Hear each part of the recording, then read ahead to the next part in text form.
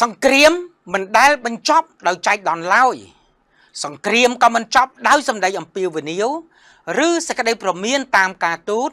ឬតាមទូរស័ព្ទដោយផ្ទាល់មាត់ដែរក្នុងប្រវត្តិសាស្ត្រនយោបាយអន្តរជាតិសង្គ្រាមតែងតែបញ្ចប់នៅពេលដែលលក្ខខណ្ឌមួយចំនួនត្រូវបានបំពេញសម្រាប់សង្គ្រាមកម្ពុជាថៃក្នុងពេលនេះសំណួរអ្វីមួយដែលពលរដ្ឋកម្ពុជាកំពុងចង់ដឹងមុនគេបង្អស់នោះគឺថាតើពេលណាទើបសង្គ្រាមបង្ហូរឈាមនេះបញ្ចប់និងតើពិភពលោកនឹងធ្វើអ្វីខ្លះដើម្បីឲ្យសង្គ្រាមនេះចប់ក្នុងប្រវត្តិសាស្ត្រនៃជម្លោះអន្តរជាតិមានតែ4ផ្លូវធំៗតែប៉ុណ្ណោះដែលសង្គ្រាមអាចបញ្ចប់បានការយល់ដឹងច្បាស់ពីផ្លូវទាំង4នេះគឺជាគន្លឹះសំខាន់បំផុតដើម្បីយើងក៏បីយល់ថាតើកម្ពុជាគួរទៅផ្លូវណានិងមិនអាចទៅផ្លូវណាដោយផ្អែកតាមបទពិសោធន៍ប្រវត្តិសាស្ត្រ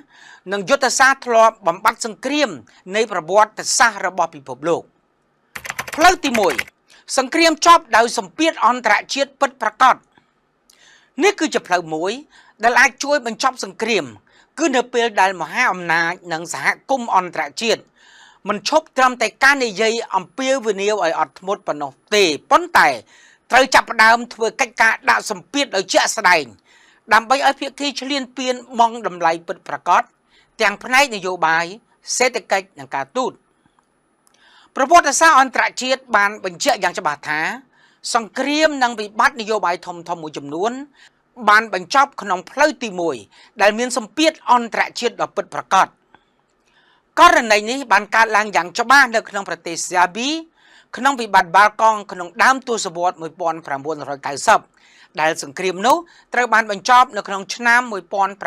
1995ក្រោមសម្ពាធអន្តរជាតិយ៉ាងខ្លាំងរួមទាំងទណ្ឌកម្មនយោបាយសេដ្ឋកិច្ចនិងការបង្ខំឲ្យគោរពការសម្រេចចិត្តរបស់សហគមន៍អន្តរជាតិដូចគ្នានេះផងដែរសង្គ្រាមរវាងអ៊ីរ៉ង់អ៊ីរ៉ាក់បានបញ្ចប់មិនមែនដោយជ័យជំនះយោធារបស់ភាគីណាមួយឡើយប៉ុន្តែដោយសារសម្ពាធជាបន្តបន្ទាប់ពីអង្គការសហប្រជាជាតិដែលធ្វើឲ្យភាគីទាំងពីរយល់ថាការបន្តសង្គ្រាមនឹងនាំទៅរកការខាតបង់ធ្ងន់ធ្ងរជាងការទទួលយកបទជុកបាញ់ឧទាហរណ៍មួយទៀតគឺនៅក្នុងរបបអាផាថេតនៅប្រទេសអាហ្វ្រិកខាងត្បូងក៏ចំនួនត្រូវបានបញ្ចប់មិនមែនដោយសង្គ្រាមផ្ទៃក្នុងតែមួយមុខប៉ុណ្ណោះទេប៉ុន្តែដោយសម្ពាធអន្តរជាតិដ៏ទូលំទូលាយរួមមានទណ្ឌកម្មសម្ពាធការទូតនិងការបដិសេធផ្នែកសេដ្ឋកិច្ចដែលធ្វើឲ្យរបបអាផាថេតនោះមិនអាចបន្តរស់រានមានជីវិតនៅលើឆាកអន្តរជាតិបានទៀតឡើយប្រវត្តិសាស្ត្របានបង្ហាញជាក់ស្ដែងថាប្រទេសឈ្លានពានភាគច្រើនតែងតែស្ដាប់នៅតម្លៃបាត់បង់និងមិនចូលចិត្តស្ដាប់នៅសម្ដីអំពាវនាវឬគំរាមដោយឥតប្រយោជន៍នោះទេដូច្នេះនៅពេលការបន្តសង្គ្រាមនាំមកនៅការបាត់បង់អត្ថប្រយោជន៍ធំសង្គ្រាមក៏ចាប់ផ្ដើមចូលក្នុងផ្លូវបញ្ចប់របស់វាដោយស្វ័យប្រវត្តិសម្រាប់កម្ពុជាផ្លូវនេះមានន័យថាសង្គ្រាមនឹងចាប់ផ្ដើមចប់នៅថ្ងៃដែលពិភពលោកធ្វើឲ្យថៃយល់ថាការបន្តសង្គ្រាមថ្លៃជាងការបញ្ឈប់វានេះជាផ្លូវដ៏មានភាពជាក់ស្ដែងបំផុតសម្រាប់កម្ពុជាផ្លូវទី2សង្គ្រាមចប់ដោយការធ្វើអន្តរជាតិភាវូបនីយកម្មផ្លូវទី2គឺជាការអាចបញ្ចប់សង្គ្រាមដោយសារចំនួនត្រូវបានលើកឡើងជាបញ្ហាសកលមិនមែនដោយទ្វេភាគីឡើយមានន័យថាសង្គ្រាមក៏អាចចប់នៅពេលដែលចំនួនមិនអាចត្រូវបានគ្រប់គ្រងជាបញ្ហាទ្វេភាគីទើបពេលចំនួនត្រូវបានលើកទៅកាន់វេទិកាអង្គការសហប្រជាជាតិវេទិកាអាស៊ានឬក៏ទៅកាន់តុលាការអន្តរជាតិភាគីឈ្លានពាននឹងបាត់អត្ថប្រយោជន៍យុទ្ធសាស្ត្រសំខាន់ដូចជាអំពើបាញ់ប្រហារដាក់លើជនស៊ីវិលនិងក្លាយជាបញ្ហាមនុស្សធម៌សកលនិងការបំផ្លាញប្រាសាទបុរាណនិងក្លាយជាបញ្ហាបេតិកភណ្ឌមនុស្សជាតិភាគីឈ្លានពានមិនអាចប្រើព័ត៌មានកុហកពិភពលោកបានទៀតទេដោយសារអន្តរជាតិភាវូបនីយកម្មដែលចូលរួមពីភាគីទី3ផ្លូវទី2នេះហើយជាមូលហេតុដែលភាគីឈ្លានពានភាគច្រើនខ្លាចភាគីទី3និងពួកឈ្លានពានគឺតែងតែព្យាយាមរារាំងការធ្វើអន្តរជាតិភាវូបនីយកម្មគ្រប់បែបយ៉ាងដើម្បីរកវិធីគ្រប់គ្រងតាមរយៈទ្វេភាគី ករណីនេះធ្លាប់កើតមានក្នុងចំនួនប្រាសាទព្រះវិហាររវាងកម្ពុជានិងថៃតាមរយៈការប្តឹងតុលាការយុត្តិធម៌អន្តរជាតិ ICJ ឆ្នាំ1962និងឆ្នាំ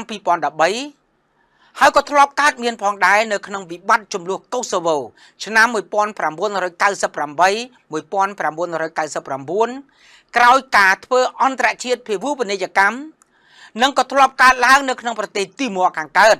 ដែលសង្គ្រាមបានបញ្ចប់ក្រោយអង្គការសហប្រជាជាតិបានចូលធ្វើអន្តរាគមន៍ជំរើសចប់សង្គ្រាមនៅក្នុងផ្លូវទី2នេះ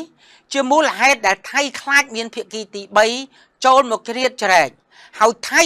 តែងព្យាយាមរារាំងការធ្វើអន្តរជាតិភាវូបនីយកម្មរបស់កម្ពុជាផ្លូវទី3សង្គ្រាមចប់ដោយការអូសបន្លាយរហូតដល់ភាគីទាំងពីរអស់កម្លាំងផ្លូវទី3នេះជាផ្លូវអាក្រក់បំផុតដែលសង្គ្រាមមិនបានបញ្ចប់ឆាប់ដោយធ្វើឲ្យជនស៊ីវិលស្លាប់ជាបន្តបន្ទាប់ធ្វើឲ្យសេដ្ឋកិច្ចដួលរលំនិងបេតិកភណ្ឌវប្បធម៌ខូចខាតដែលមិនអាចស្ដារឡើងវិញបានឡើយប្រវត្តិសាស្ត្របានបង្ហាញថាវាមិនចប់ដោយជ័យជំនះច្បាស់លាស់ទេប៉ុន្តែវាចប់ដោយភាពនឿយហត់ការបែកបាក់និងការរលាយសមត្ថភាពរដ្ឋរៀងៗខ្លួនករណីផ្លូវទី3ដែលសង្គ្រាមចប់ដោយការអូសបន្លាយរហូតដល់ទាំងពីរភាគីអស់កម្លាំងគឺធ្លាប់កើតមាននៅក្នុងប្រទេសសេរីដែលមានសង្គ្រាមរ៉ាំរ៉ៃរយៈពេល13ឆ្នាំនៅអាហ្វហ្គានីស្ថានរវាងពីឆ្នាំ1979ដល់ឆ្នាំ1989នៅពេលដែលអតីតសហភាពសូវៀតដែលអស់កម្លាំងបានដកទ័ពចេញនិងនៅក្នុងប្រទេសយេម៉ែនដែលសង្គ្រាមរ៉ាំរ៉ៃអូសបន្លាយជាង10ឆ្នាំជាដើមផ្លូវទី3នេះនឹងមិននាំមកនូវសន្តិភាពទេប៉ុន្តែនាំមកការបំផ្លាញរដ្ឋនិងការបំផ្លាញជីវិតមនុស្សនិងអនាគតរបស់ជាតិកម្ពុជាមិនអាចនិងមិនត្រូវធ្វើដំណើរចូលទៅផ្លូវនេះឡើយពីព្រោះវាជាផ្លូវនៃមហាវិនាសកម្មផ្លូវទី4សង្គ្រាមចប់ដោយការចោះចាញ់ភាគីមួយ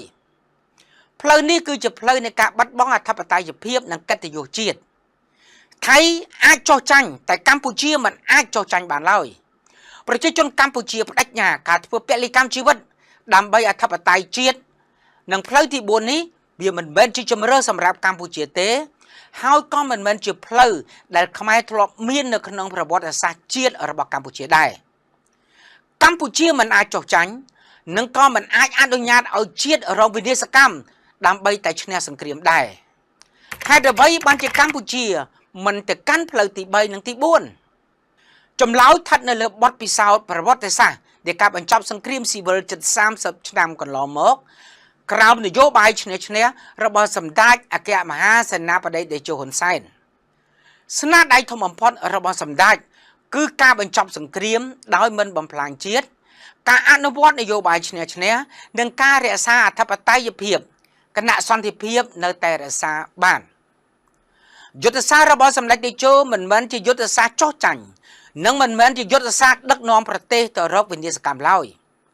យុទ្ធសាស្ត្ររបស់សម្ដេចតេជោហ៊ុនសែនមានស្នូល3សំខាន់1មិនចោះចាញ់និងធ្វើឲ្យបាត់បង់អធិបតេយ្យភាពជាតិខ្មែរឡើយ2មិននាំឲ្យប្រទេសធ្លាក់ចូលក្នុងវិនាសកម្មឡើយនិងទី3ប្រើពេលវេលាប្រើច្បាប់និងប្រើការទូតធ្វើជាអាវុធយុទ្ធសាស្ត្រហើយ3ចំណុចស្នូលនេះហើយជាមូលហេតុដែលកម្ពុជាត្រូវឈរដាច់ខាត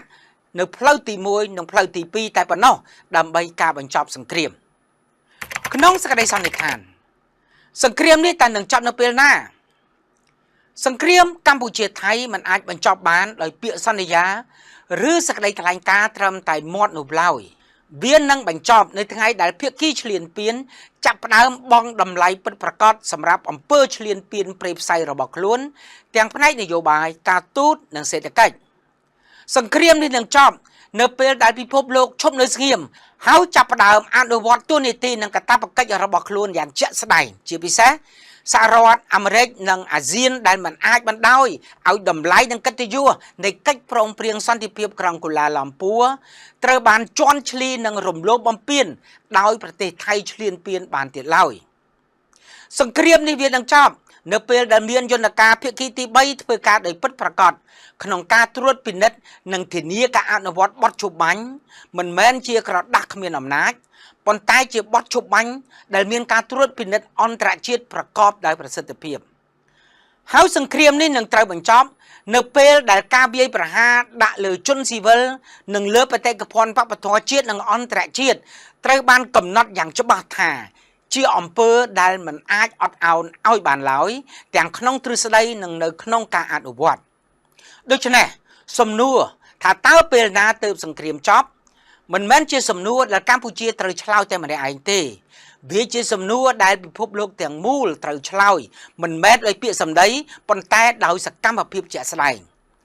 បើពិភពលោកនៅតែពន្យាពេលនោះការពន្យាពេលនោះហើយកំពុងត្រូវបង់ថ្លៃដោយជីវិតមនុស្សស្លូតត្រង់និងបេតិកភណ្ឌដែលមិនអាចជំនួសបានឡើយហើយប្រវត្តិសាស្ត្រនឹងវាយតម្លៃមិនតាមអ្វីដែលពិភពលោកបាននិយាយទេប៉ុន្តែតាមអ្វីដែលពិភពលោកបានធ្វើឬមិនបានធ្វើនៅពេលដែលសម្លេងដង្ហោយរកយុត្តិធម៌ត្រូវបានអំពាវនាវយ៉ាងបន្ទាន់បំផុត